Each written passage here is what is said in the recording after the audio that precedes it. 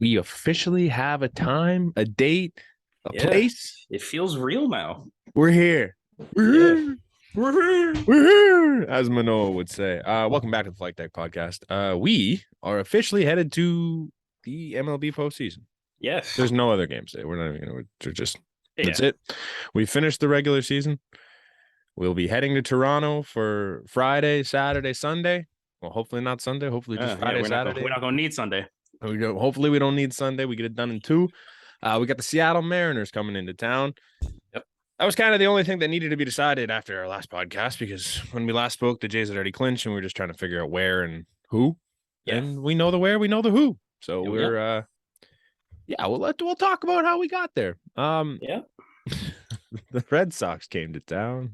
And as I we did think. this year, as we did this year, Oh, domination. oh, it was not even fun. Like, it was like it's the worst run differential, worst record against that the Red Sox have ever given up in their franchise history. And they've been around since like I think the worst run differential ever too. Yeah. This at minus 70. Great. So for reference, last year the Blue Jays against the Baltimore Orioles had a run differential of plus 69. So we were better against the Red Sox. We were better against the 2022 Boston Red Sox than we were against the 2021 Baltimore Orioles, which is crazy. Like, the Red Sox were bad, but they weren't that bad. No, like, also, this is a team that's been around since 1901, and this is the worst record they've ever had. It's ridiculous. Like, he's just crazy, man. 121 years. This is the worst record against a team they've ever had. Yeah, man. It's I just good for us, eh? Yeah. Like, lots of things went right in that series. Whit Merrifield is the best hitter on the team. Tequila. There's no arguing that at this point. He's the best hitter on the team. He's the starting second baseman in the playoffs. Yep. It's not even a question anymore. Nope, it's not. It shouldn't even be a platoon. It's Whit's job, and that's it. Yeah, there's no conversation about it, dude. It's ridiculous, like how much of the perception has changed of him in insane 2 weeks. Yeah, in like a week. Like, yeah, because I tweeted this out. I'm like, I don't think a player has joined my Ben Revere level of liking a person quicker than Whit Merrifield. Honestly, though, bro. Because it was like, yeah, he's hitting 400. He's hitting 400 over his last 13 games. But because he was doing so well, you actually got to see personality. He's fun. Dude, his interview with his first, I knew from like his very first interview when we faced the Twins back like with Hazel, I'm like, there's something here. I like you a little bit. And then we got the one where he was like, we'll see you Friday. See you Friday. I'm like, Friday. And the set of cajones on the man to just be like, yeah, we're coming back. Yeah. And you know what, Whit? Spoke that shit into He existence. was right. He was 100% right.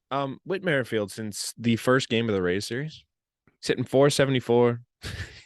Does he have like one walk? Because his OBP is 475. With an 895 slugging percentage. 287 WRC plus. Yeah, bro, because he's attacking early in counts, and it's like working. 4 homers, bro. 3 of them against the Rays. 4 homers. Like, I saw one live. It was pretty cool. Yeah. Oh, you saw the Red Sox one? I did. I was at that third game, the last the one where Ross Stripling was on the mic as it was happening. Yeah, I missed it. I heard his interview was phenomenal, and I missed the whole thing because he's literally like, he gets on and he's like, oh, I'm good luck already. Yeah, I heard that part. And then I saw he had like a banana phone at one point. Yeah, like stuck it in the headset. I think it was Vlad. It was Vlad or Teoscar just brought a banana up to him. Hilarious.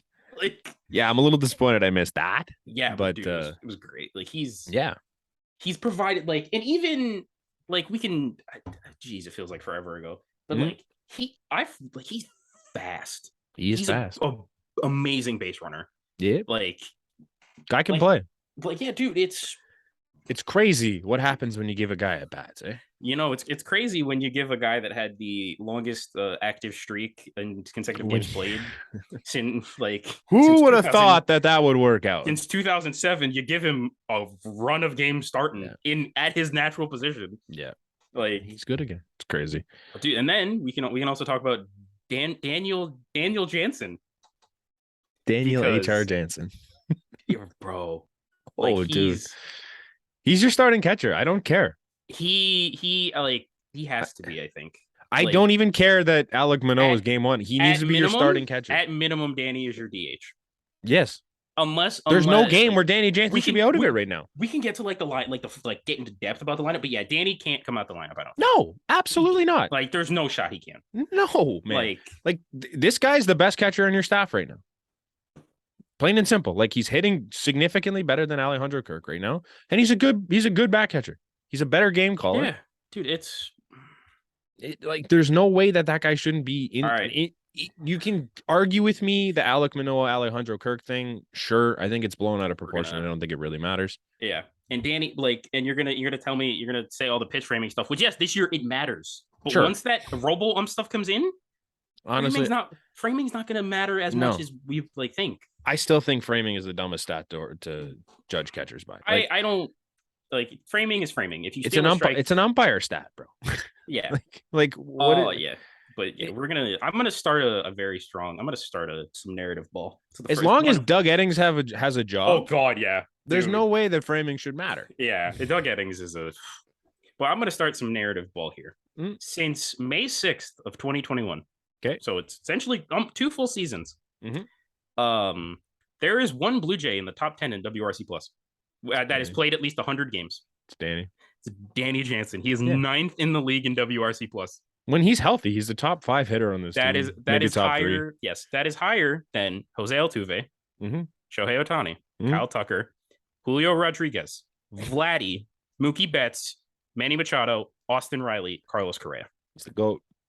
Danny Jansen has a 151 WRC plus in 119 games. It's crazy. Granted, he's healthy. Yes. He's hot. That guy needs to be hitting. I don't care where it is. Put him in the damn lineup. There's no way he should not be in the starting lineup for game 1. Who's DHing her? If you want to throw Kirk at catcher, who's DHing? Lourdes, if his first game back. No, man, that's not happening. But yeah, he's not hitting better than Danny Jansen. I don't think Lourdes or Espinal sees the field in the first. I don't think Espinal should be on the roster. We can get to that in a bit if you want. At least for the wild card, I don't think he should be on the wild card roster. I don't think. No, but we can fully dive into the wild card stuff because when we do our playoff picks, which I want us to do, a little bit later. I think Jano has to. You can't take Jano out of the lineup right now. There's a reason why he DH'd in this game that didn't happen today. It's because they need him to keep hitting and keep him in the lineup and keep his bat hot. Yeah, exactly. You're not cooling him off by taking him. Because if you keep his bat hot, the bottom of our order is without a shadow of a doubt the best in baseball. It's ridiculous. You got Whit Merrifield and Danny Jansen, the two hottest hitters on the team right now. Even Raimel Tapia, who's in his last 16 games is hitting 308. Yeah. The top of the order is what it is, but the bottom of the order is where this team goes. As much as we don't like Raimel Tapia in the outfield, he's our starting left fielder in the playoffs. So awkward, bro. Everything he does is so he's our starting left fielder in the playoffs, which is And then we can go into the pitching side. Oh my God. The savior. We've talked about this guy multiple times on the podcast. Ross Stripling. What more can you say about him? Is he your game 2 or is your game 3? We can because here's where my thought. Because honestly, it came out today that if Alek Manoah is confirmed game 1, we all know that. Yep. John Schneider said that they are kind of just they're not going to name a game 2 starter. Sure. It's very obvious why. Because if Alek Manoah wins game 1, Ross Stripling is starting game 2. I think it should be the opposite. So here's my thing. Kevin Gausman's the better pitcher. Don't get me wrong. That's why his numbers are better. Everything's better. That's why I'm the team doesn't win when Kevin Gausman's on the mound. Yeah, Kevin Gausman's a 50-50. It's very weird. That's what I mean. I think I trust Ross Stripling to win a game more than I do Kevin Gausman. Kevin Gausman's the better pitcher, but I think I trust Ross Stripling to win more than Kevin Gausman. You know what I mean? I think Ross Stripling has a 2.74 ERA at home. Yeah, Gausman does not. Guosman's been a stud on the road. Yeah, bad at home. It's weird, man. Which is where I guess if you do it the other way and Manoah starts game 1, you win. Ross Stripling wins game 2. You then have Gausman to start on the road. You have basically my thinking of Gausman. I think you would probably Manoah, or you see Jose Barrios. You could. I think you. I don't know if I trust Jose Barrios against the Astros. As much as we don't like we don't want Jose Barrios to pitch. Jose Barrios will pitch, like, if they're going to make point, a run, he's gonna have a start. He will pitch at least 2 games in the playoffs. Yep. Like, I think when you get to that second series, if you get to that second series, it depends on how that first game goes. Like, if Gausman wins, you could probably throw Barrios. But if it's a loss, I think you're looking at throwing Manoah back in there. But yeah, but let's not get ahead of ourselves. We still got to get through this wild card series because the Seattle Mariners are no pushover. Yeah, but like, Ross Stripling, let's just appreciate him for 1 second. Yes. 134 in the third innings. Pretty good. 3.01 ERA. Pretty good. 111 strikeouts and 20 walks. Pretty good. Keep in mind, his ERA coming out of the bullpen was like a 4. It was like a 4 something. Yeah. So he got because he was he just thinking about this. He was not supposed to be in the starting rotation this year. No. He's arguably been our second, third best starter. Yeah. Like, he's gonna be a playoff starter. He's gonna have a start. Playoff starter. Very easily gonna have a start in the playoffs. Win or lose. MLB Network, I need you to stop with this question. Jose Barrios or Ross Stripling. It's not. Stop with the question. They did it today because they had a segment that was like playoff, like decisions for playoff teams. It was like who's that catcher for the Mets, and ours was Barrios or Stripling game 3. And like no. You go with the hot hand. I think you could flip those 2 questions around. Like, who's catching for us and who's starting game 2 for the Mets?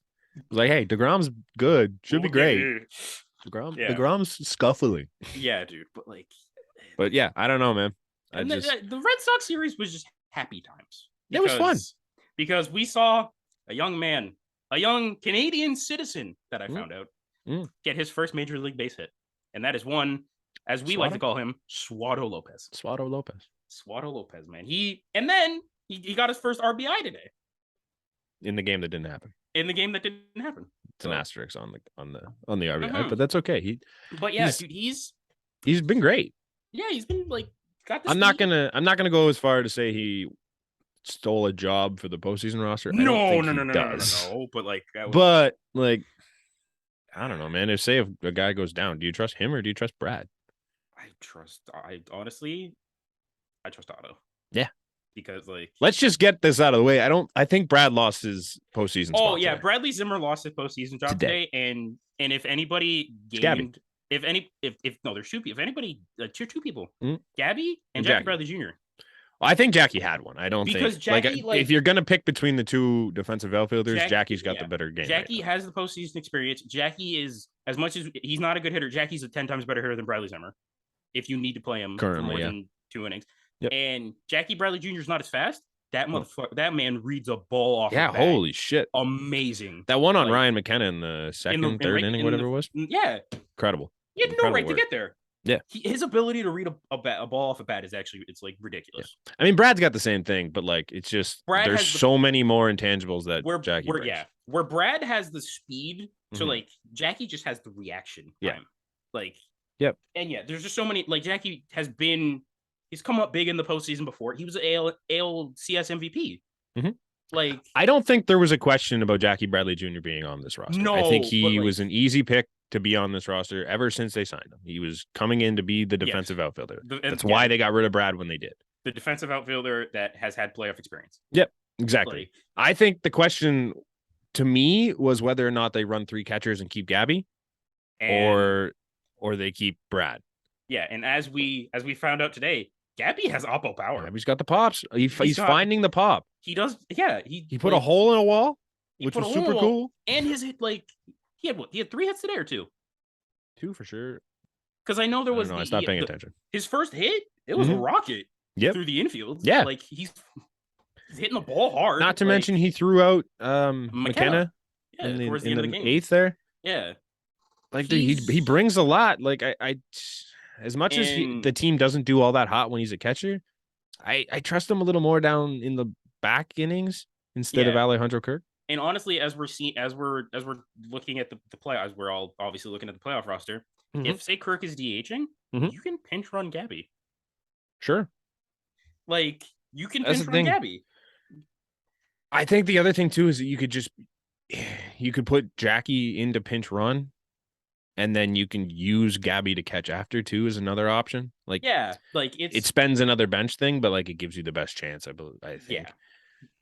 But it's in that thought process too. It's like you would rather pinch run Brad. Like I would rather have Brad running. You pinch run Cav. Or you pinch run Cav. You're right. I don't. You pinch run Cav. Absolutely, you pinch run Cav. That's as we're the Cav and Biggio Stand podcast. Cav is reduced to a pinch runner for the playoffs. Yep. He's and you know what? I'm comfortable having him play defense. Oh yeah, dude. If Cav I'm comfortable having him play first base defense. Cav and Biggio will be the 2022 version of the 2015 John Dyson was for the Royals. He will have that. It's gonna be so interesting. Like the yeah. Like, but yeah, he's. And then like in that Red Sox, the only downer about that Red Sox series was like we had a bit of a scare. Gausman, we had a bit of a scare, but like it's not a scare. It's anymore not an issue, because it was Even at the time, I was like, you know what? I heard blister, but obviously it ended up being a cut on his finger. But at the time, without knowing anything, I was like, I think they're just taking him out because he doesn't like. Why spend his arm in a game that doesn't matter? He pitched what 3 innings? Mm-hmm. Yeah, it's like, hey, he got his work in. If there's something popping up, shut it down.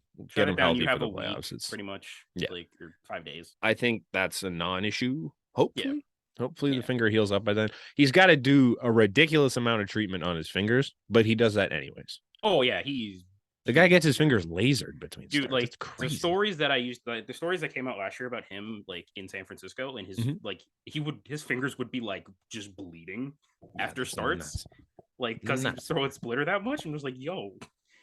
But like, yeah, he'll be fine. I'm not. There's no big deal about that. Nope. And then we have to finish out the Red Sox times, I guess, unless we want to just talk about Kevin. Do you want to talk about Kevin Gausman's season as a whole quickly? It was weird. Super weird season for Kevin Gausman. Phenomenal. But you know what? Phenomenal numbers. He did great. Phenomenal numbers. It's just like did he end up finishing the year with the worst BABIP of all time? I think he might have, but then I think he led the league. He still led the league in FIP. Yep. It was a 2.42. Yeah. It's crazy. It's crazy, man. He was at the top of the WAR leaderboards too. I don't know if that still stands, but but dude, if you told me before the season started, he would make 31 starts, 174 and 2/3, 205 Ks, 28 walks, and a 3.35 ERA, I'd be like better than Robbie Ray.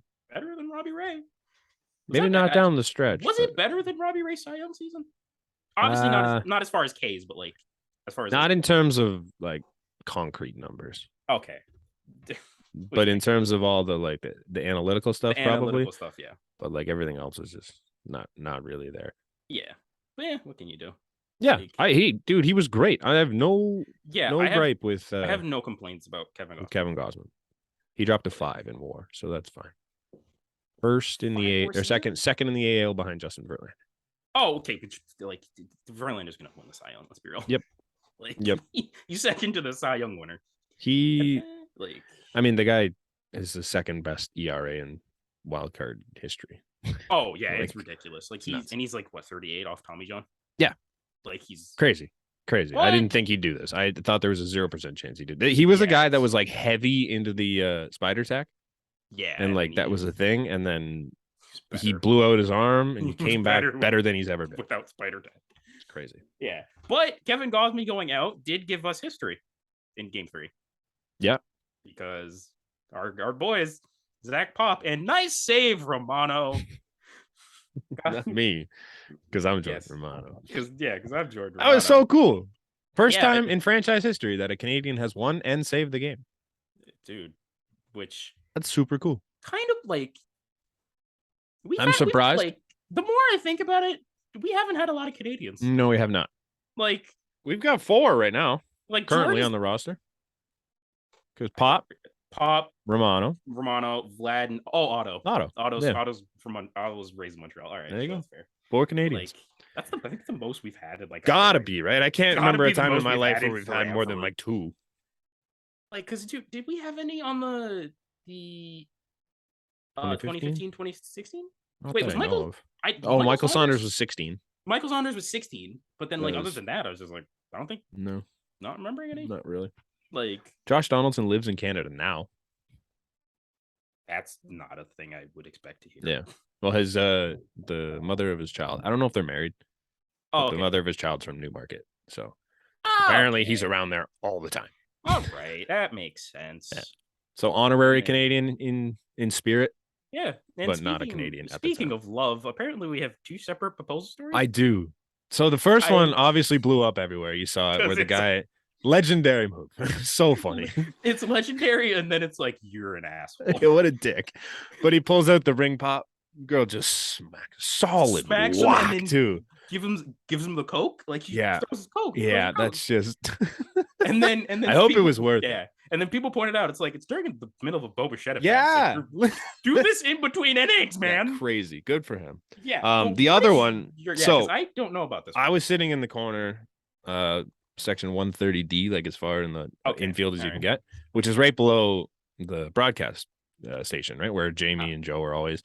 And all of a sudden I hear like this just screaming, cheering thing going on behind me. I'm like, what the hell is going on? Sure enough, Buddy decided now in the 3rd inning was the time to propose to his now fiance because she said yes. Oh, you know what? And the section went nuts. Everyone was obviously cheering, but you look up and there's Joe and Jamie at the railing. 2 completely different reactions. And I love Jamie Campbell for this one. Oh no.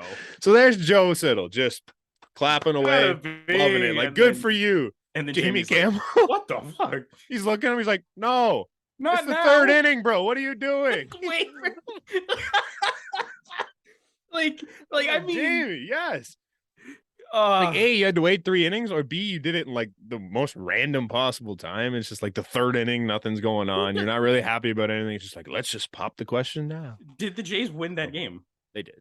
Okay, well, at least that. But it was like at the time, we were losing, I think. Like it wasn't. I don't know, it wasn't was that against such a lame time? Was that the Red Sox? The Red Sox, game 3. Yeah, we're down 2-1, I think. Oh, okay. Well, and then there was that small. They sparked the comeback, I guess, because after the proposal, we won. Immediately hit the home run. Mm-hmm. Yeah, it was actually kind of funny. Yeah, but yeah, just funny to watch Jamie going like, it's the 3rd inning. What are you doing? 3rd inning, dude. Like, come on, man. This isn't the time. Joe is so excited for the guy. Like, good job. And Jamie's like, no, you're an idiot. You're an idiot, man. Wait till the 7th. Wait till the 7th inning stretch. Do it during OK Blue Jays. It was so sweet. Yeah. I would bet on their love last night. I would. That's a pretty cool way to start their Shiner, the place of loving and betting. Yeah, incredible. I don't think you could find their love story on BetStamp though. But you can find so many different other things. BetStamp, if you haven't heard, I've mentioned it a few times. BetStamp's a place you can shop for lines for any sport you want. They'll give you the best line possible, so you can make yourself a little bit more money. They have lines from pretty much every gambling site known to man. And all you got to do is check on there to see where you can get your best odds so you can make more money. You can also check on there for other people's, what they're betting on, like us, and what we're losing on, because I've not won anything this year. I'm on a rut of like 2 months where I just don't win. So don't look at what I'm betting on or fade what I'm betting on because it's bad. Yeah, but you can go on there. You can post, if you're good at what you do, you can post your bets on there. Yeah, and you can see other people can follow you. Just don't follow me. Don't be Brandt, aka the Bradley Zimmer of betting. Yeah, I am. I am the Bradley Zimmer of betting. I had one like week where I was like, "Hey, maybe this guy's got potential." Yeah, that was your home run. That was your home run against the Astros moment. Yeah, and then it was just like, no. I hit a home run off Justin Verlander and made like $700 in one day. I'm like, hell yeah, and I've lost all of it. Yeah. So yeah, it's fun. Don't follow me, obviously. Well, follow me because you'll know what not to bet on. We're on there. You can go to betstamp.app, use the promo code ASports when you sign up. And yeah, you can bet with us. You can make yourself a little bit more money. It's definitely worth it. I use it for pretty much everything I bet. And even though I'm not making more money, you can. It's fun. It's great. You know a guy that makes a lot of money? Jose Barrios. Oh, Jose Barrios. He makes 7 for 131. Yeah, he made a lot of money. He started the only game of the Baltimore series. Yeah. And he was great. Good. He had he was great. He lost a little. He was missing arm side a little bit, but sure. It is what it is. It was also very shit that day. Yeah. Like it was. I don't blame anyone for anything that day. Like the fact that he even pitched was great. That was the most miserable 8 innings of baseball. Just awful. Like I was watching that game too. I'm like, because Doug Eddings was behind the plate, so everyone's blaming Doug Eddings for not calling the game. It's not his call.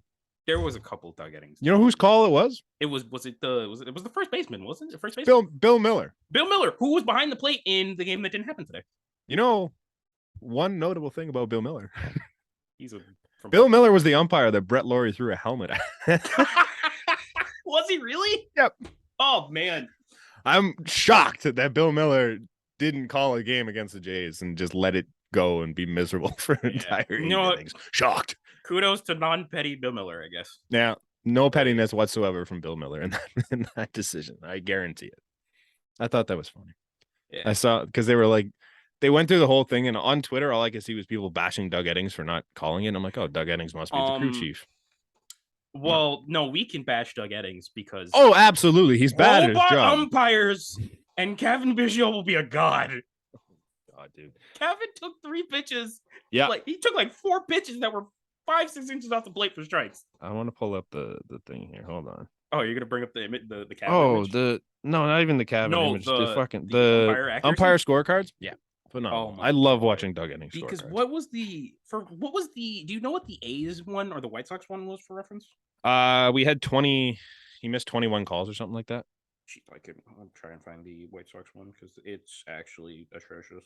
I wish I had the other stat too, but anyways, Doug Eddings on Monday, October 3rd, 2022. Hey, October 3rd. Mm-hmm. Noted. What the hell's that movie called? Mean Girls. Thank you. Oh, right. Yeah. That's the Mean Girls Day. Never seen it. On October 3rd. No, I've only seen like bits and pieces, but I know that line. Yeah. His overall accuracy for the day, 87%. That'd be great if it was my school average, but not so good for an umpire. The MLB average is 94%, just in case you were wondering. Yep. The overall favor, this is where we shouldn't really complain, but it was plus 0.14 for Toronto. Yeah, but apparently they favored us. What was the math underneath it? Oh, we'll get there. The overall consistency, 90%. Still not good. The average is 94, so still not good. Impactful missed calls. The 3 impactful missed calls are hilarious. It was Cano to Chapman. 2-0 count, ball strike. Aiken to Biggio, naturally, because it missed by 5 point something inches. And then Kramer to Biggio. Yeah. Both Biggio pitches that aren't even close. Like he had 2 pitches that missed over 5 inches, and I'm pretty sure he's the only umpire in MLB history to do that or something like that. He didn't even do it in a full 9 innings, which is ridiculous. No, he did it in 8 innings. 8 innings. His call ball accuracy was 97%. That's right on average. So okay. What's most the balls he called were right except for 2. Yep. The called strike accuracy is where it gets super fun. So the MLB average is 88%. It's not great, but it's not phenomenal. You'd hope for that to be above 90, but the problem is you get guys like Doug Eddings, who in this game had a 65. Well, funny you say that because I have the infamous Chicago White Sox Toronto Blue Jays game that Doug Eddings did. Nice. 13 of 37 were called correct. Okay, well, in the Doug Eddings game, it was January, February, March, April, May, June 21st against the White Sox. Mm-hmm. His overall accuracy was 89%.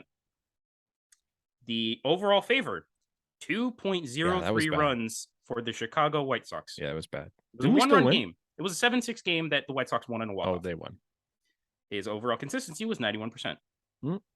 The most impactful missed calls were Jose Ruiz to Santiago Espinal, which we all have the image of remember in our heads. Yeah. Matt Gage to Reese McGuire, which I do remember that. Whoa. I do remember that one, dude. It was bad. And then top of the 10th, Graveman to Matt Chapman. His called ball accuracy was 99%.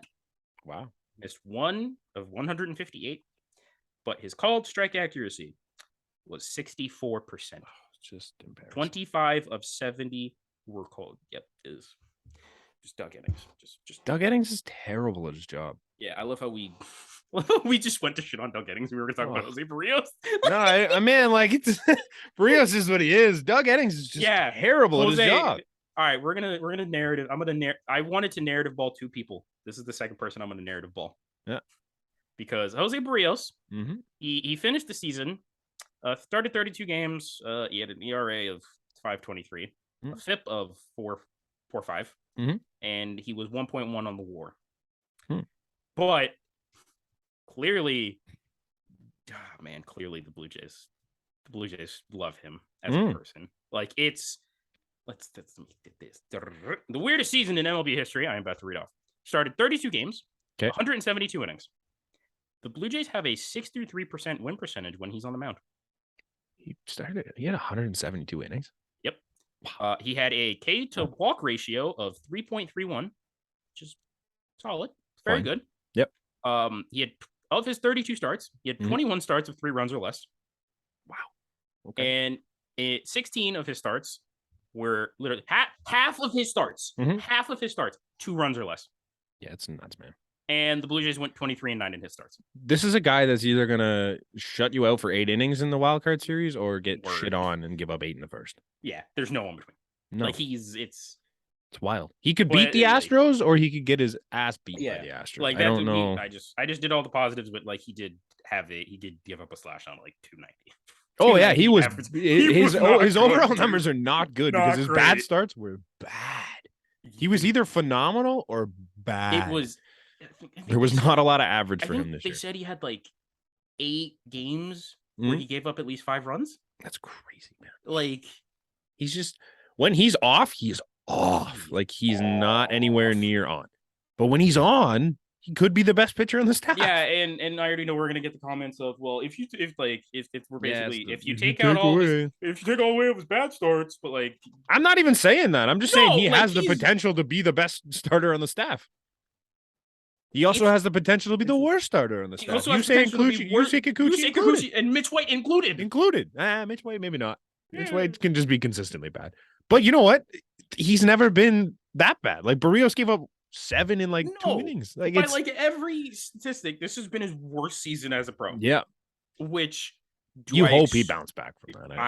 I'm like 80. I'm expecting him to bounce back. I'm like 80 to 85% confident that he bounces back. He's a very solid pitcher. Yeah.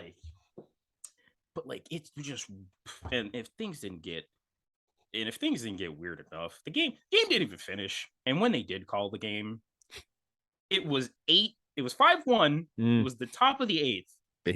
Bases loaded, 2 outs for Whit Merrifield, the best hitter on the planet. Like, yeah, we're done.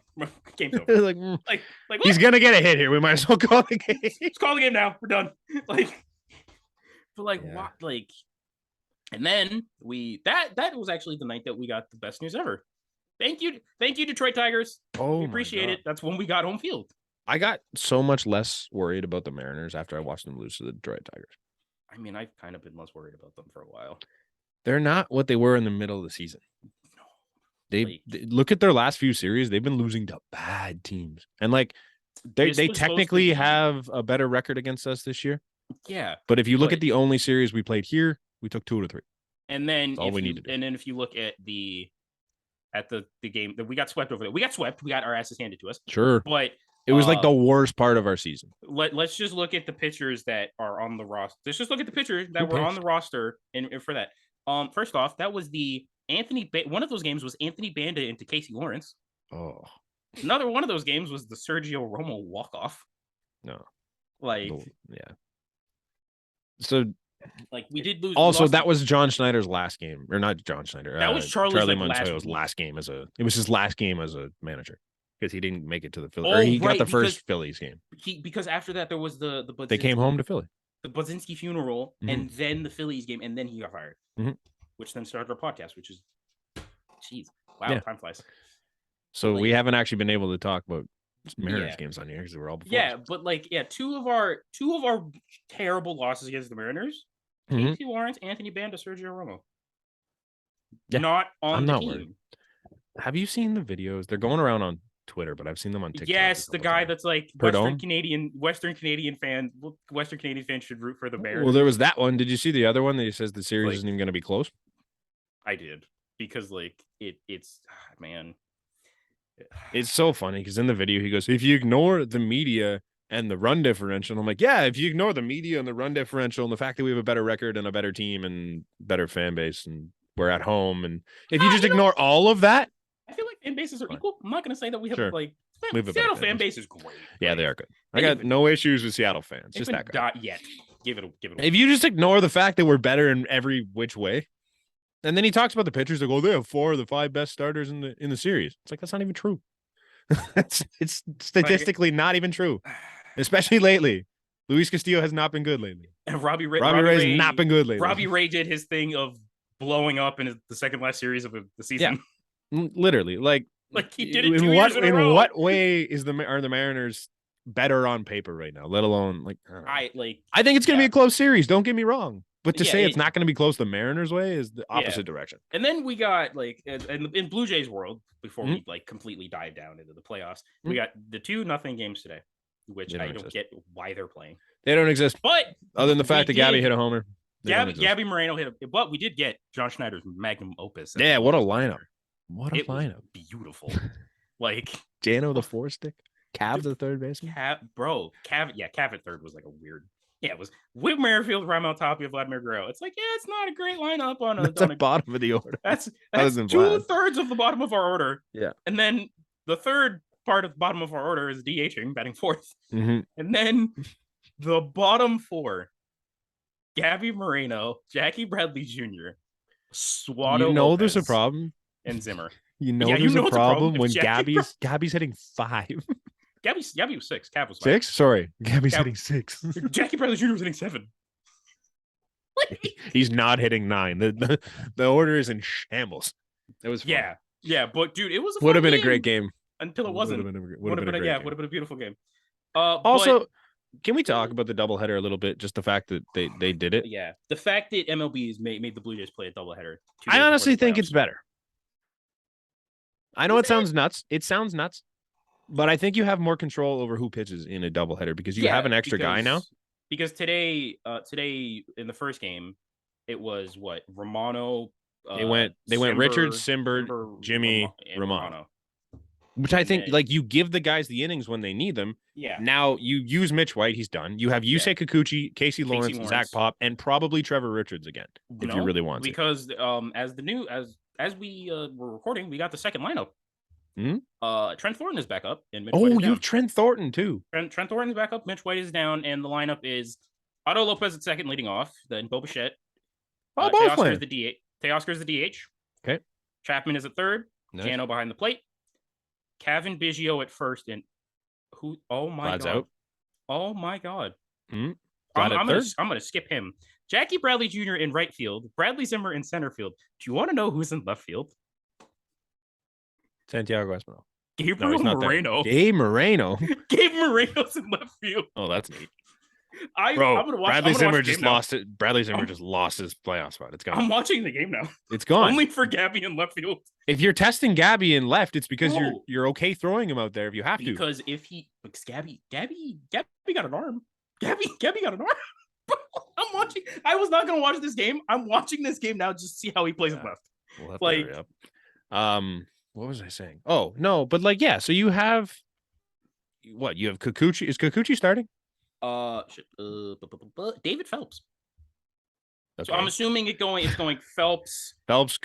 Actually, it'll probably it'll be Phelps, Bass, Meza, and then Meza Kikuchi. Might not pitch, but and then Kikuchi or Lawrence. Yeah. Yeah. You want to get the guys. You do not want this team to have 5 days off for these relievers. That's terrible. The worst possible thing to do. Jordan even said he didn't want 4 days rest. No, none of them are going to want it, man. That's you freeze up so quick if you're not in game situation. Look at Anthony Bass when he had that stretch off where he wasn't pitching for some reason, and he came back and he wasn't great.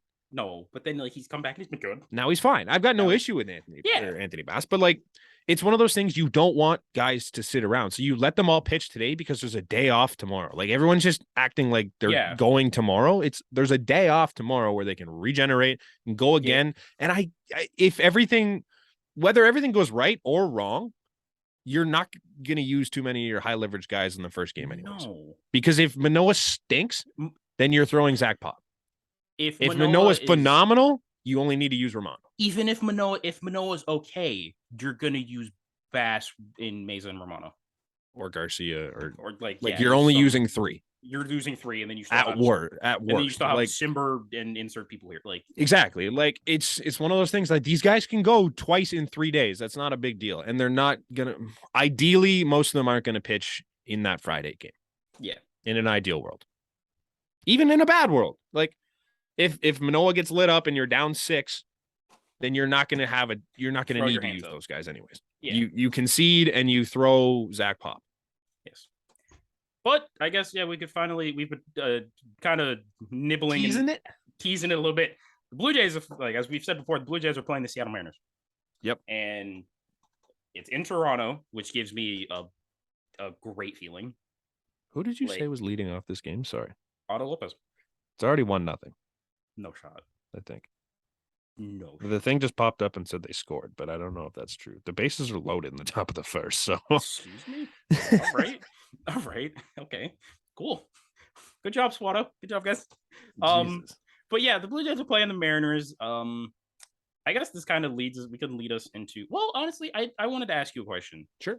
We could go, do you want to, I wanted to do who has the advantage in each area. Sure. Yeah, I'm in. So we're gonna start at catcher, which is Alejandro Kirk. The Blue Jays. Cal Raleig's great. Yeah, Cal Raleigh has had one of the most underrated power seasons for a catcher. And he's a switch hitter. But and then first base, Ty France versus Vlad. I think Vlad takes it. We're gonna try and be as unbiased as possible. Sure. It's a lot closer than people think. It's tight. It's tight, but I still take Vlad. Vlad takes it on merit, I think. I think they're the same, but Vlad takes it on merit. Second base, I don't even want to hear anybody try to argue for Todd. Not Todd Frazier, Adam Frazier and Abraham Toro. It's Santiago Whit, Espinal and Whit Merrifield. It's Whit. It's Whit. It's not close. Shortstop, J.P. Crawford versus Bo Bichette. I mean, it's Bo. It's Bo. Right now, it's Bo by 1.5 miles. Third base, Eugenio Suarez versus Matt Chapman. I'll concede and say it's even. Yeah, because Chapman's got the defense. Suarez has the raw power. Yeah. Right field, which is it's Teoscar versus let's see. Teoscar against Haniger, right? Haniger, Dylan Moore, Kelnick. They run their corners are a little weird. Haniger, Kelnick. Haniger's Moore, good. I think Teoscar, when he's at his best, is probably the second best outfielder in the series. Behind Julio. Okay, which I guess that then leads us to center field. Julio over George, I think. Julio over George, because I'm taking postseason George Burns. Postseason George, yeah, you're right. That's a different beast, but we don't know what postseason Julio is. We don't know what postseason Julio is. Julio Julio is dragging his team to wins in the last few games, though. So. And then we get the final position of the field, left field, which is Raimel Tapia. It's not Raimel. Whoever's on the other side. Did you see what just happened today? No. They lost Sam Haggerty, who's one of their best utility guys and one of their fastest players. Yeah. And Jesse Winker's on the IL with a neck issue. Right. So Haggerty's out. They know that. Haggerty strained his groin. He's not going to be. No, he's done. So I don't know, man.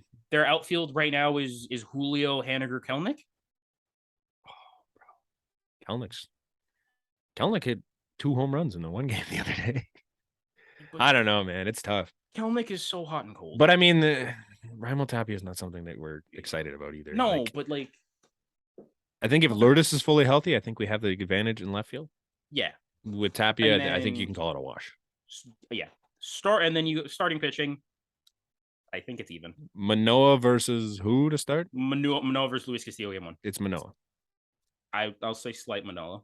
I'll say heavy Manoah, but okay. We're talking about a Cy Young candidate versus a guy that's great, but not even close. Luis is great. Look, I wanted Luis Castillo on this team. I love Luis Castillo. We were begging for him for weeks. And then, but he's not Alek Manoah. Game 2 is Ray Gosman. Ray Gosman, which my God, the story writes itself. If it's not Ray Gosman, it's Gilbert. Yeah, it's Gilbert. And then I don't think either of them are Gosman. It's a fucking crapshoot. But it's Gosman at home, so it's a crapshoot. Yeah, you're right. Fair enough. It's Gosman at home, so it's a crapshoot. But game 3, you're looking at the Stripling, and then and the other guy, and then Gilbert or Ray. Yeah, and then I think you give them the advantage there. I'll slightly. Okay, if we're gonna rank the pitchers in this series, I think it goes Manoah, Castillo, and Gosman are 2A, 2B for me. Sure, and then you go Gilbert, Ray, Stripling. Yeah. And then you get to the bullpen. I don't want it where the Mariners have a fucking superior bullpen. Sure. Munoz, Sewald, Castillo, Murphy, Rash on a low end, Murphy. I don't know, man. I think it's closer than they're gonna get credit for. It's closer than they're gonna get credit for, but Seattle had one of the best. I think they had the best bullpen in the league in the second half. I think we're right up there too, though, were we not? Yeah, but dude, we don't we have great it sounds like I'm gonna be very negative on our bullpen. We don't have an Andres Munoz. Nope. We don't have a. You're right. we don't have a Diego Castillo. Yeah, Diego Castillo kind of. We don't have tears us apart too. Even like to a lesser extent, we don't have a Matt Brash. We have a Jordan Romano and a Jimmy Garcia. And a Jimmy Garcia and an Anthony Bass. And an Adam Simber, who we're going to see 3 times. I don't want to see it. I don't want to see him pitch in the 3 times, man. If you use him, he has to be like your 5th inning guy. I don't want to see him in anything that matters. Like it's. If I see Trevor Richards in this series, I'm going to be pissed. Oh, if I see Trevor Richards in a game that's not a blowout in either way, I'm going to be so pissed. Like, I'm fine with David Phelps because he can get it done. Yeah, David Phelps is shaky as shit, but I'll take him. Yeah, but he'll like at least his numbers are good. Yeah, Richards is shaky as shit, and his numbers suck. Yeah, and then like, I don't know, man. Serious question. Mm-hmm.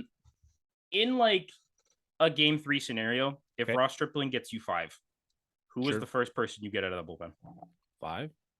If you got to go 6, 7, 8, 9, who is the first person? Because I think it's obviously going to depend on who got used in game 2. Yes, but I think we're going to be in agreement on the 4, but I think it's a matter of where they're used. Am I losing it if I say Zach Pop? It's going to be Simber, but I trust Zach Pop more than Adam Simber. I wouldn't be furious if it was Zach Pop, but I'm thinking like, because I'm just going to assume that like one of Bass and Garcia is not going to be able to pitch in game 3. Yeah. That's kind of what I was thinking too, because you need multiple innings out of someone, and I think Pop's the only guy there that's going to give you multiple innings. I think you have to go Pop, Meza, and then whoever didn't pitch between Jimmy and Bass, who's ready to go, Jimmy Bass and then Romano. Yep. So the recipe for success, but it won't be. It won't be. No, we don't need it. I trust Pop a lot right now. He's been really good lately. He's been good. He's been solid lately. He's been getting strikeouts. Mm-hmm. Granted, it was on the Boston Red Sox, but like he's getting strikeouts. Like, I don't know, man. I trust him. Yeah, like he's Canadian boy. Love him. Do we want to top into our playoff picks? Sure. For the first round, we got nothing really else on the Jays, right? I mean, it's a small thing. Shout out. Oh, you know what? Dan Schulman. Yeah. Like, so it was announced by the Blue Jays that, thank God, Sportsnet is going to do the postseason games. But we get Buck Martinez, Pat Tabler, and Hazel May. Went from good news to bad news really quick. I'm not mad at that. Like, I am more excited to hear Buck Martinez than the group that's supposed to do our games. Oh yeah, because it also got announced what teams are what ESPN broadcasters are doing the other games. Mm-hmm. I believe the Mets Padres gets the usual. I think it's Carl Rabich, Eduardo Perez, and David Cohn. Their usual ESPN, which is they're good together. Michael K is doing the St. Louis. Michael K and Alex Rodriguez get St. Louis. A-Rod, that was the other one. Michael K and A-Rod. Cleveland and Tampa Bay gets Boog Shambi, who's the guy on the Cubs, and if anybody plays MLB The Show, he's the new guy. Yep. And then the Blue Jays got Dave Fleming, Jessica Mendoza, and Tim Kirchin, which is like, boy, I will. Blue Jays. I'm good. But for all this shit, I kind of want to listen to it. Yeah, I kind of do too. But for all this shit, honestly, but for all the shit we talk about Buck and Tabby, it could be worse. Swinging a drive. Yeah, his home run calls are electric. Oh my God. You're right. If he gets to call a home run, I'll be pumped up. Swinging. Bro, do you remember those, like, I will never forget this clip. Do you remember, it's probably very obscure. Do you remember Deanna Navarro hitting like a game-tying home run? Mm-hmm. Mm-hmm. Buck tried to do swing in a drive. You couldn't hear him. No, that was an electric call. Like, yeah. Like, okay, I'll concede and say that if Buck Martinez gets to call home runs, it's going to be electric. If Buck has to call a boring ass like 2-1 game that's just like bloop singles and no home runs, it's gonna be but like. And I am glad that it's the Mariners and not the Rays that he's calling. Oh God, yeah, because he's the king of stroking off the Rays. I mean, it's his hometown, bro. I mean, fair enough. That's what but also that's like what every broadcaster does, man. Mm-hmm. They just talk about how deep the Rays are, which I guess that can now bring us into our playoff picks. So we in the first round, we got Guardians Rays in Cleveland.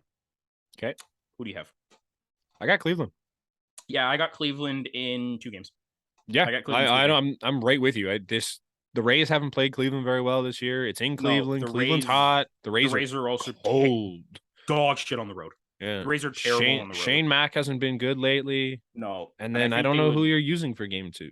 It would be Glasnow or Rasmussen. I think it can't be, but then it might. It's such a weird spot for them to be because Glasnow's like the key to that series, because if Glasnow can give you 5 innings, which I don't think he can. He's not really ready. He's gonna give you 3. He's got 2 starts or 1 start so far. Like 2. He's got 2. He had one against. Good. He had one against Cleveland where he was like decent in like 4 innings. They lost though, right? Yeah, I think they lost that game. And then I think you piggyback Glasnow with Springs, I think, or Glasnow with Rasmussen. Like, I guess Springs is more. I guess they both come out of the bullpen in their time, so then it makes sense. But then on the other side with the Guardians, you have McKenzie, Quantrill, and Bieber. Yeah, you probably go Bieber game 1, or you go Bieber game 1. You go Bieber game 1, and then McKenzie game 2. But and then you have Plezak's still out, right? Plezak's back. Is he back? Plezak's back. I did see him in the last series they did play.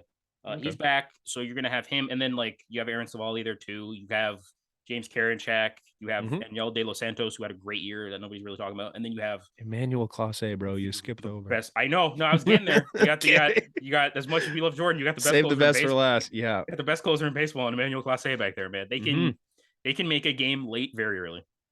Yeah. And it's going to be the most boring series of all. Yeah, it's a team that there's one name and there's 2 names. There's one name in this series, and it's Jose Ramirez. Yep. There's a reason why their games are at noon. Yes. Oh, they got the stats. Apologies to Guardians fans and Rays fans if you exist. You got the dead spot of 12 p.m. Eastern time. We didn't. Thank you, Mariner. So yeah, all right. Then I guess we can get into ours. And are we going to be overly biased or super unbiased? Are we going to try and be biased or unbiased? I'm going to say Toronto in 3. I think this goes. I was going to say Toronto in 3 as well. I think we get game 1. I think the Rays get game 2, and then I think we win game 3. Like, as much as it would be stressful as shit, selfishly, I want us to lose game 1 and then win 2-3 because I have tickets to 2-3. I'm not. But I don't want to. I don't want to. We're not ALDSing Texas Rangers to shit, man. I don't care how we win it. I just want 2 games. It's gonna be if it's 1-2, it's 1-2. I don't care. It's very unfortunate that we have to play the Mariners because these are the 2 teams that most people, like, from an outside perspective, would want to go far. Yeah, because the young talent and stuff. But but I think the Blue Jays advance. Then in the NL, the 3-6 is the Cardinals versus the Phillies. Cardinals in 2. The Phillies can't play defense. Phillies can't play defense. Cardinals in 2. Yeah, I'm not. I want to say Cardinals in 3 because I think the Phillies can fuck around and win a game. Wheeler, Nola, and they can they can fuck around and win one by accident. Yeah, and then what the who do the Cardinals have going? I would guess Flaherty. It's not Waino, is it? Right? Is Flaherty healthy? Flaherty's back, but I would guess Waino has to get a game. You'd think, right? I think Waino has to get a game. I think you get whatever you can out of Jack Flaherty, and then the Cardinals too. They called up Liberator. He'll be in the pen, and they reinstated Jordan Hicks. Yeah, and their bullpen: Jordan Hicks, Giovanni Gallegos, a little deeper, Ryan Helsley. But the Cardinals lineup is deep. Yeah, Cardinals are good. Yeah, they've got the best hitter in baseball in the second half on their team. Yeah, and also I'm not going against Albert Pujols, Yadier Molina, and Adam Wainwright's match. The miracle run, yeah. The miracle run, yeah. And then it's gonna be a crazy Jays Cardinals final. Yeah. The last matchup of the first round of the wild card series, probably the best matchup. Gonna easily be the best one. Yeah. Padres Mets. It's in New York, but I'm taking Padres in 3. I was gonna say the same thing. I'm taking Padres in 3. We didn't disagree on a single fucking round. Which I think we're gonna go we're gonna go into the next round. We're doing full bracket. We're laying it all on the table. Absolutely. We're gonna go full World Series. Yep. So I think the Padres get into 3 because throughout, unless it the Padres or Yu Darvish has dominated the Mets this season. Sure. And I think the Padres have one of the deepest rotations of options. Snell, Manaea, Darvish, obviously the Mets have Scherzer, DeGrom. Yeah. I'm not just saying this, but however, DeGrom lately has been great. He's scary, and Scherzer's beatable. Scherzer's beatable, and then like Bassett is beatable. Yeah. And then the Mets, the real Met, and the biggest issue for the Mets, mm-hmm. I didn't realize how much they missed Starling Marte. Like he's not been playing for them, and they've been calling up their trade acquisitions really didn't work. Like Tyler Naquin's batting 220 since he got there. Darren Ruff got benched for Mark Vientos and Francisco Alvarez, who are two rookies that you called up in like the biggest run of the season. Mm-hmm. Like, and they've been missing pop out of that. Like, there's Nimmo, McNeil, Lindor, Alonso, and then after that, you're like, do we get something out of Mark Canha? What is Eduardo Escobar? Realistically, in terms of like home run pop, you really only fear Pete Alonso. And like Lindor can get into something. He can run into them, but like he's not one I'm pitching around because I think he can take me deep. You know what I mean? No. Like no. They don't have the power that I think you kind of need in the playoffs. Like the playoffs, runs, you need to accidentally hit some runs. Yeah. And the Padres are putting like their lineup out there is ridiculous. Mm-hmm. Mm-hmm. I mean, it's not okay. Well, I'm not gonna say it's ridiculous. They have like it's 5 or 6 dudes. Like, but those 5 or 6 dudes are like Jake dudes. Jake Cronenworth, Josh Bell, Brandon Drury, Juan Soto, Manny Machado, Jorge Alfaro has a walk-off hitting him. Yeah, he's had like 5 this year. It's ridiculous. Yeah. Like you're talking about Juan Soto, who was an MVP candidate in the past, and Manny Machado, who's an MVP candidate this year. Yeah, like they've got some dudes, and then it's going to be a good series. I don't know. And then I guess we can go in reverse order because we're already here. Sure. The first game would be in the NLDS for both of us. We have the Dodgers versus the Padres. And remember, what a fun series! These are 5-game series. What a fun series! So tough way for the Padres to go down in 3, though. I was gonna say Dodgers in 4. I think the Padres get a game. Yeah, okay. I can see them winning. They'll get game 3 in San Diego. Okay. They'll get game 3 in San Diego. If the Dodgers don't walk their way to the World Series this year, it would be a failed season. It's a failure. Mm-hmm. Like they're the best team in the majors by miles. They had, 115 wins? They're 20 games up on the Padres. Yeah. Like they're like 15 on the Braves, 13. Yeah, there are a lot of games up on the Braves, who have the second best record in the NL, and they're a 100-win team. Yeah, it's ridiculous. Like they have crazy, man. And like Freddie Freeman, Trey Turner, Mookie Betts, best 1, 2, 3 in baseball. Mm-hmm. Like it's stupid. They can do anything. They can hit for pop. They can hit for average. They can run. They can play defense. They can pitch. Their bullpen can pitch. They do everything. They do everything better than everyone else. Yeah.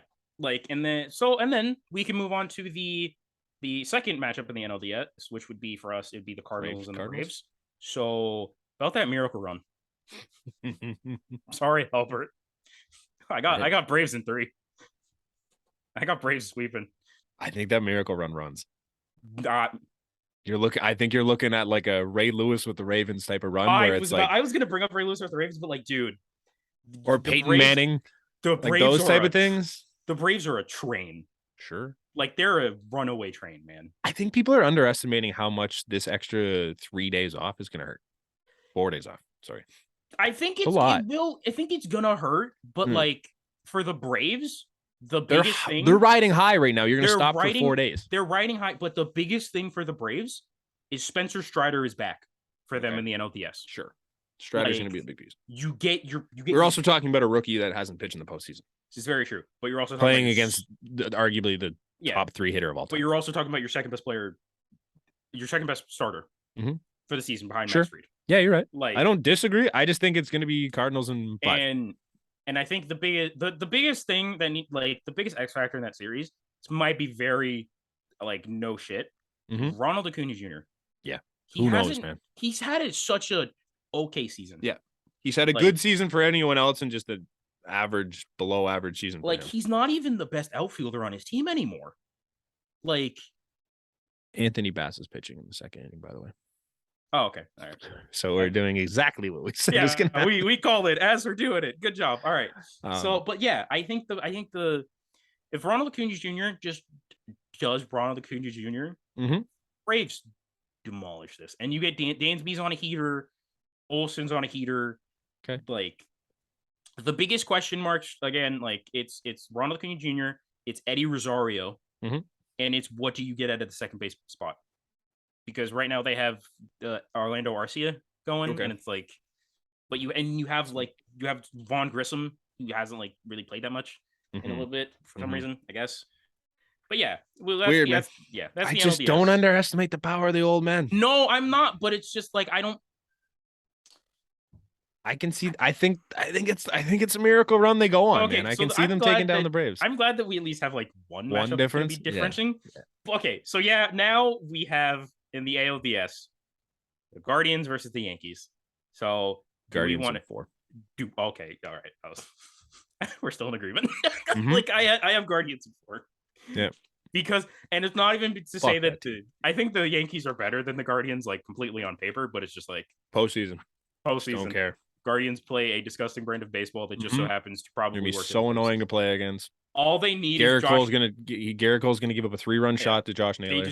They just need Josh Naylor and Jose Ramirez to hit like one, like each of them. Like if you can get one home run at a Naylor or Ramirez a game, you're fine. Yep, literally. Like because just walk Judge, don't fucking pitch the Judge one time in the entire series, and you're fine. Bro, Yankees fans, you think you hated these last 2 weeks? Oh, you're gonna fucking hate. Judge isn't seeing a pitch. Judge should not see a pitch the entire playoffs. Prove to me you can beat me without Judge. No, and then I might start pitching to him. Yeah, so we both have Guardians in 4. Like the Guardians. I think the Yankees are the most beatable bye team in the entire. Yes, they're most beatable. Yeah, they're the most beatable team with a bye. Like, and then we get to the Houston Astros versus what we have is the Toronto Blue Jays. So is this where our bias ends, Brant? Or is it? You want to go first? Astros in 4. Okay, 4. Astros in 4. We get one game at Rogers Center. Blue Jays in 5. We're 4-2 against the Astros this year. Yeah. Our only 2 losses were 8-7 and 11-7. But before our bullpen was any good. Genuinely, 5 of those 6 games are 1 run. 4-3, 3-2, 8-7, 2-1, 3-2. I'm not saying that like it's gonna be easy. They were all 1-run games except for the 11-7 loss. We have a better bullpen than when we played them. They're deeper than when we played them, but I would argue we're deeper. Like we're deeper than when we played them. It's Houston in the playoffs. I just don't like. Sure, but it's not the same Houston that's been in the playoffs. They don't have Correa. They don't have Springer. They don't have half their group. They didn't. It's as we've clearly seen. They've replaced it. Obviously, but they haven't replaced them with the same guys that have been contributing. Their two biggest contributors in the last few years were Springer and Correa. But what I'm saying is on their biggest playoff runs that got them to the World Series, literally they flipped. Like for example, no Springer, no Correa, and no Springer, no Correa. You know what they have now? Kyle Tucker, Yordan Alvarez, and Jeremy Pena. Yeah, Kyle Tucker wasn't. Was it last year that he wasn't very good in the playoffs? Kyle Tucker was. He was meh for the start. He was meh in the playoffs, but I think he was like. Yordan Alvarez was terrible in the playoffs. Okay, are you trusting Yordan to have a terrible playoffs again? Probably not. Against us? Maybe it's just who he is. Like, I don't think Yordan's going to have a bad playoffs against us. No. And I think they But again, if you shut down Yordan, I'm a little less afraid of the rest of that team. Alex Bregman? Dude, as much as we don't like them, Alex Bregman and Jose Altuve fucking show up in the playoffs, man. I forgot about those two. And as much as we don't as much as Martin Maldonado can't hit, that man is one of the best game callers in baseball. Yeah. With a cannon. Sure. Like, he got Kevin Gausman going game 1. And then just say. And then probably Jose Barrios. And then if Barrios shows up and can be Barrios, you've got Alek Manoah going game 3. Even if it's a 1-1 series, you got Alek Manoah going game 3. Oh, give me the Jays in 5, bro. I want to be wrong. Sure. I want to be wrong. Yeah. But like, I'm going to be the only one on the planet that says it because everyone else is riding high in the Astros. And I think the Astros are good. I think the Astros are pretty great. Like, their rotation is nasty. When I say Blue Jays in 4, I think at least 3 out of the 4 games are within 1 to 2 runs. All of them but one have been a 1-run game. So I don't think I'm not saying this because I think the Blue Jays are going to just get smacked around. No. Like, it's just like I'm not going to bet against the Astros in the playoffs until they make me unbelieve. Okay. Like, so then we get to the championship series, which would be for you, it would be Blue Jays Guardians, which oh god, that's disgusting for baseball. And for me, it'd be Astros Guardians, which is even more disgusting for baseball. They would create noon games for the CS just so that we didn't have to play a primetime game. Yeah, okay. So for you, Jays Guardians, which is fucking disgusting. Oh my god. Like it's just like me just saying that again. But yeah, you got Jays Guardians, and are you going full Blue Jays bias, or the Blue Jays are going to the World Series in your bracket, Brant? That's such a tough one. Because we've played the Guardians like shit. Ass. Like shit this year, dude. I think we went 2-5 against the Guardians. Honestly, though. We're not good against the Guardians. And it's the same. If I use the same logic I just use against the Astros, I got to go like Guardians in 6. Okay. I think they just keep beating our ass. Yeah. And I would have, it's Astros Guardians. I'd have Astros at 6. Sure. I think the Astros get back to the World Series just because like they go 7. Like we didn't even talk about their starting pitching. They go 7 deep. Yep. Like I mentioned their starters. They're gross. They go like 7 deep. Yep. And half of those guys have come out of the bullpen before. So it's like, I think add that into their bullpen. One of the Yankees fan accounts were like, or was it the Yankees? I think these are the Yankees have like the best starting 3 in the playoffs.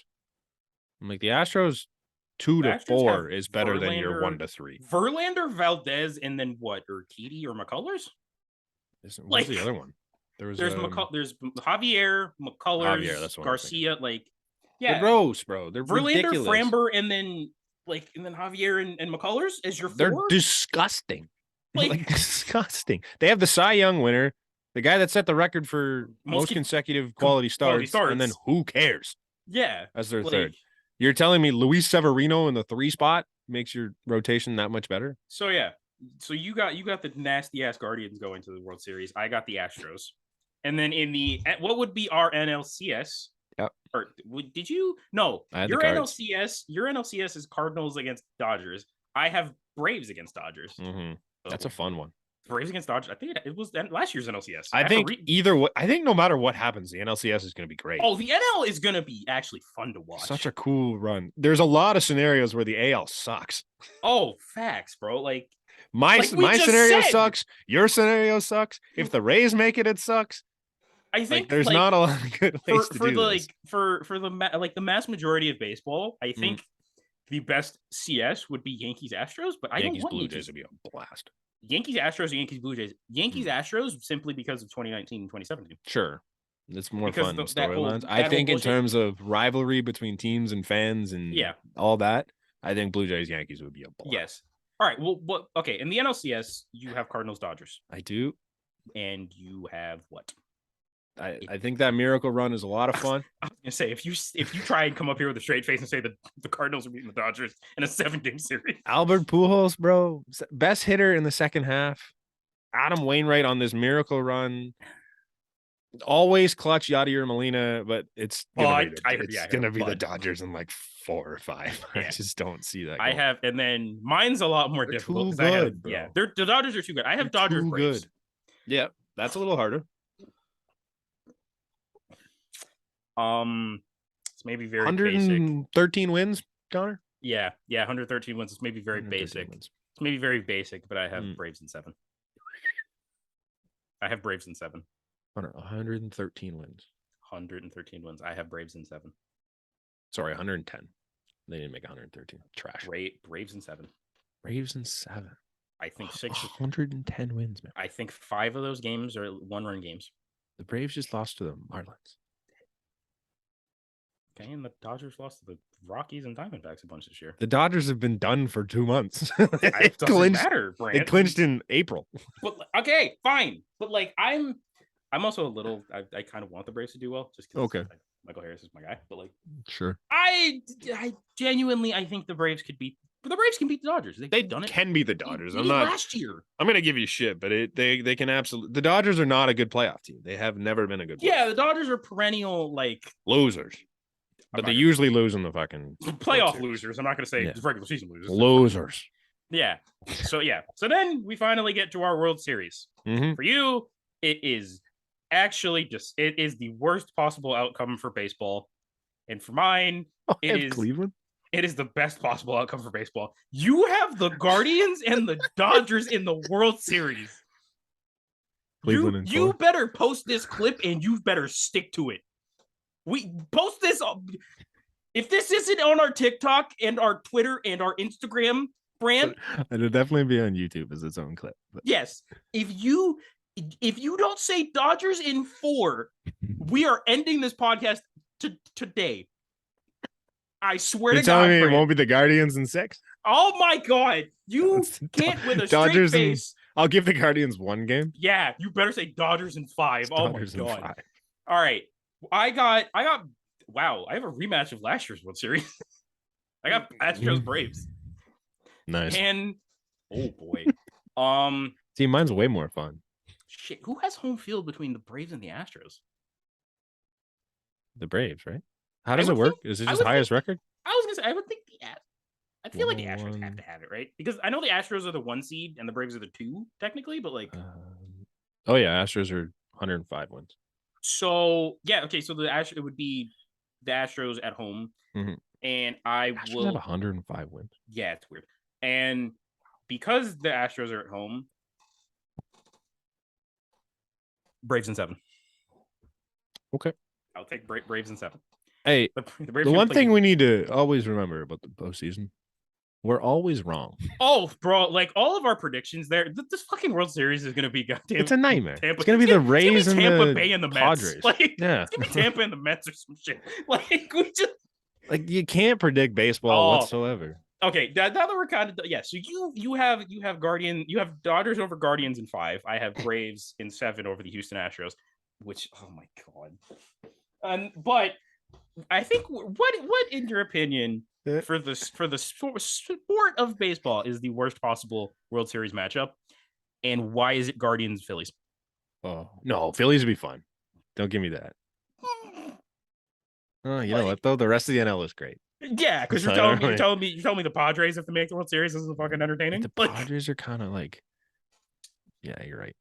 Maybe because the Padres have Guardians. I was gonna say Mets, but dude, they have a big fan base. You have the deadest one, actually. Scratch that. You have the deadest one. You have Guardians Dodgers. It's the most boring World Series. You have the most boring World Series pick as far as like entertainment. Yeah. Like it's shock value. Man. Like the Guardians making it to the World Series is nuts. Yeah. It's possible. Yeah. I think they're hot. Yeah. They got a chance to do it. And the matchups they get along the way, I think they're favorable. Yeah. Like I don't know, man. Honestly, whoever wins that Guardians Tampa Bay series could actually. Swato Lopez got another hit. Oh my God, dude! Otto is fucking trying to play his way on the playoffs. I might need to delete everything I said at the beginning. Yeah, crazy. Like, oh my God. All right, well, I guess we got. We're not even done. Holy. We got 2 things left, but like, and they're both New York related, surprisingly. Congratulations to Aaron Judge on reaching sole possession of 7th all time in home runs. Hats off. Yeah, go. We can shut up about it now, everybody. Honestly, like I said like 2 episodes ago that it was stupid that people were like, oh, he's only going to get 7th. And I'm like, I thought that was stupid at the time. But Roger Maris Jr. has changed. Oh my God, Roger Maris. Somehow, I don't know how, but Roger Maris Jr. has made me hate Aaron Judge. So much. I hate this whole thing. I was so for it 2 episodes ago, and I'm like, yeah, this is great history. Now Roger Maris is just making me hate everything about this. Hate it. Like Roger Maris is now saying, congratulations to the clean home run king. No, sir. Shut up. The home run record. Shut up. The home run record is 73, and it is held by one Barry Lamar Bonds. Yes. You can shut up. Go away now, Roger. There's six people. Technically not 6 people, but 6 guys ahead of him. I didn't want to say this, but Roger Maris, when he actually hit the 61, he never, like before that, he never had a bro. He had 35 homers. He had the year 35 before. home runs the year before. He was on steroids for sure. Like he did something. I said this last episode. I'm like, you cannot tell me with 100% certainty all of the amphetamines. Yes, like you cannot tell me with 100% certainty that Roger Maris did his 61 clean at all. Science was different back then. You have no idea what that man was on. Yeah. So don't give me this clean record bullshit. You don't even know if Judge is clean. Facts. If like, I don't think he's clean. I'm like 90% sure. I think he's clean. But like, if it comes out in the offseason that Aaron Judge like is not clean, does it no longer become the clean record? Oh my God, Roger Maris Jr., you look like a goddamn fool. Like so brutal. But you know who else looks like a goddamn fool and potentially looks like they were on amphetamines? Yep. The guy that jumped off the railing at the Rangers game. I would have done the same thing. I would have too, but like I would have needed to know that ball got down there. I'm still pissed off at the dude that didn't catch it to the Jays game because he didn't go further over that railing. Yeah, I would have been fucking climbing over that. Because here's the thing: say I like start to tip over the railing, I would assume that there's nice enough people to notice that I'm tipping over the railing and catch me. And at least try to like. He went feet first, though. I think he was trying to jump and catch the ricochet shot, which I would have done. Yeah, absolutely. It's a $10,000 fine. If you get that ball, profit, bro. And then apparently the guy that got the ball, he's already fucking rich. He's a millionaire. Millionaire already, That's man. so stupid. Like, I hate it. And he didn't give it back. No. And MLB, I don't think MLB can authenticate it. They can't authenticate it, so no one. So it's just done. Does not matter. That's just. But I get. Congrats, to Aaron Judge. Cool. And back to Roger Maris. Do you know Roger Maris has 3 kids? Mm-hmm. I heard that on Baseball is Dead yesterday. He has 3 kids. Okay. The only one I've ever heard of is Roger Maris Jr. because he doesn't shut up. He was the only one following him. Yeah, bro. If his name wasn't Roger, you think anyone would give a shit what he had to say? If his name was Ted Maris. Billy Maris? No one would give a shit about what this guy has to say. I still don't give a shit about what he has to say. I hope he fades away into oblivion and I never hear the name again. Yeah, you had your 2 weeks. Also, it might be a hot take. Roger Maris wasn't very good overall in his career. I haven't actually I've seen the home run numbers as a discrepancy, but I haven't really seen maybe I'm just, I don't know. Maybe I didn't look deep enough into it. His base stats are just not something to shake a stick at. It's only a 3-time All-Star. 2-time MVP, I guess. But now it says 7-time All-Star. Hold on. Stand by. Okay, it says 7-time All-Star, but it's only got 4 stars beside his name. So I don't know. It's a different time. So I don't understand how they did All-Star games. He was he's a career 260 hitter, 345 on base, 476 slug. OPS of 127. He's not bad. Yeah, he's not a Hall of Famer. So how did he had 2 All-Stars in 1 season, in 3 straight seasons? What? All right. Well, that explains the 7-time All-Star thing. Yeah. All right. Well, from shitting on an old man to shitting on a team, we talked about them. The New York Mets. Oh my God. Do you think they collapsed? Collapsed, or do you think the Braves are just better? We're talking about a 100-win team, depending on what happens. Yes. Today. Okay. So for reference, I think for reference, in the second or since the Braves, the Mets had a 10.5 lead over the Braves. They were 63-44.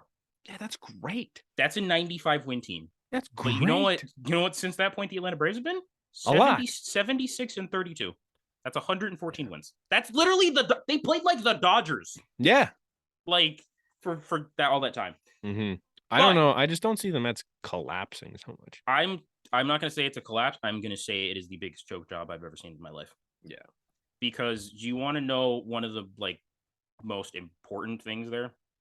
Because obviously they lost the division because they went into Atlanta and got swept with their best 3 pitchers on the mound, Bassett, Scherzer, and DeGrom. Mm-hmm. And none of them looked good. I think combined they had a 6 ERA. Gave up 6 home runs. Not good. But if we're gonna be real here, the Mets had a stretch of games against Washington, Miami, Chicago, and Oakland. Yeah, you're right. They went 6-8. Yeah, that's tough. You lost the division there. And also against the Braves, 1 game. 1 game you have the tiebreaker. 1 game you have the tiebreaker. Yeah, 1 game and they're the division champs.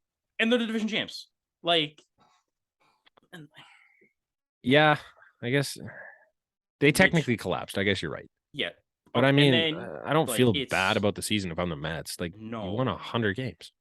You one of 4 teams that has 100 wins. Yeah. The Red Sox or the Yankees didn't reach 100, right? It's the 4th time in history that it had. The Mets have won 100 games. Yeah. I guess the Yankees could technically be a 100-win team. I would also like to bring this up. Do you want to know all of the Mets free agents next year? Because it's lengthy. Okay. DeGrom, Edwin Diaz, Chris Bassett, Brandon Nimmo, Taijuan Walker, Adam Ottavino, Trevor May, Tyler Naquin, Seth Lugo, Daniel Vogelbach. You're telling me you're getting all those people back without paying a substantial more amount of money? I know Steve Cohen has the money, but let's be real. You're not getting DeGrom is gonna leave. What's the Braves free agent list? It's probably just one name, and I think it's just Dansby. Everybody else is signed until 2036. Dansby and Kenley Jansen. Oh, Kenley too. Everybody else is signed until 2036. Like I think the Mets lose half those people. This was the year for the Mets, I think. I think you lose. I think they don't really care if they lose like Naquin and Vogelbach and stuff like that, but I think you can swallow Bassett. Your top four: DeGrom, Diaz, Bassett, Nimmo. Just take them out the team. Yeah, just take the arguably the best closer in baseball. And you're also entrusting in Max Scherzer at what 38? 38. And you're also getting rid of one of the top 10 center fielders in baseball, Brandon Nimmo. Soon to be Blue Jay Brandon. And you're hoping Pete Alonso can still do what he's doing. Pete Alonso, and you're hoping and praying that Mark Vientos and Francisco and Alvarez and Brett Beatty are show up. Special, yeah. I think one of those three is going to be all-star, and I think the season's not over. No, the Mets could easily run this thing around, win the whole thing, and not give a shit who they lose. No, but you kind of got to do that if you're the Mets now. Yeah, dude. With what you got coming, the Mets, they got to win now. Yeah, I think you're right. I think that's all we have pretty much today. I think so. But before we get out of here, I have a stat that is hilarious that I just found. Okay. So the game one lineup that happened today. Yep. Which we all know was the terrible lineup. Has a weighted WRC plus of 110.